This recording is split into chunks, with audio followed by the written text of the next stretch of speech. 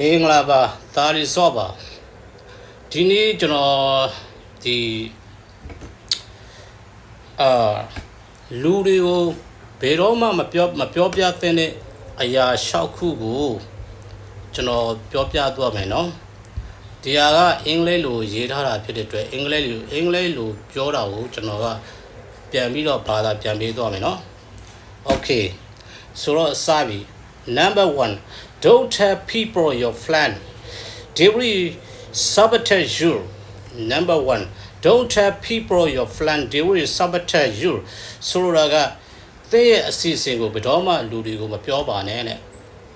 သူတို့သင်ကိုအဖြတ်လုပ်လိမ့်မယ်လို့ဆိုလိုတာနော် Number 2 Don't tell people your weakness. They will use them against you. လူတွေကိုသင်ရဲ့အားနည်းချက်တွေကိုမပြောပါနဲ့တဲ့သူတို့ကသင်ကိုလူတွေနဲ့ဆက်ရဘက်ဖြစ်အောင်လုပ်လိမ့်မယ်တဲ့နော် Number 3 Don't tell people your failures. Don't tell people your failures. They will always see you as a failure and never give you opportunity. ဆိုတော့ကဘယ်တော့မှကိုယ့်ရဲ့ရှုံးနိမှုကိုလူတွေကိုမပြောနဲ့သူတို့ကအမြဲတမ်းသင်ကိုရှုံးနေသူတယောက်ဖြစ်မြင်လိမ့်မယ်နောက်ပြီးတော့ဘယ်တော့အခါမှသင်ကိုအခွင့်အရေးတွေမပေးတော့ပါတဲ့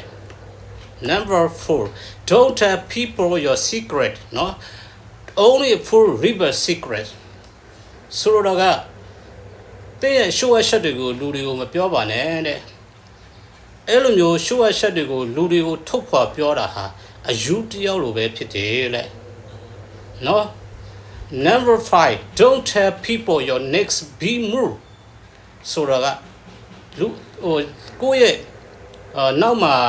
ကြီးမားလှုပ်ရှားရမယ့်အရာတွေကိုလူတွေကိုမပြောပါနဲ့လေနော်more is silent take action in the short term with your results. More is silent တိတ်ဆိတ်လေးလှုပ်ရှားပါလေနောက်ပြီးတော့ကိုယ့်ရဲ့ရလက်တွေနဲ့သူတို့ကိုစိတ်လှုပ်ရှားအောင်ဖြစ်စေမှာပါလေနော် Number 6 Don't tell people your income. Don't tell people your income. Always make that wonder. ဆိုတော့ကိုယ့်ရဲ့ဝင်ငွေတွေကိုလူတွေကိုမပြောပါနဲ့လေအမြဲတမ်းသူတို့ကိုအံ့ဩ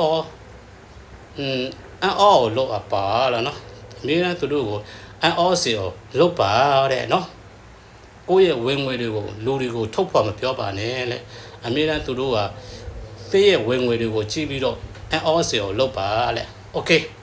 ဒီနေ့ကျွန်တော်ပြောသွားတဲ့အကြောင်းအရာတန်ဖိုး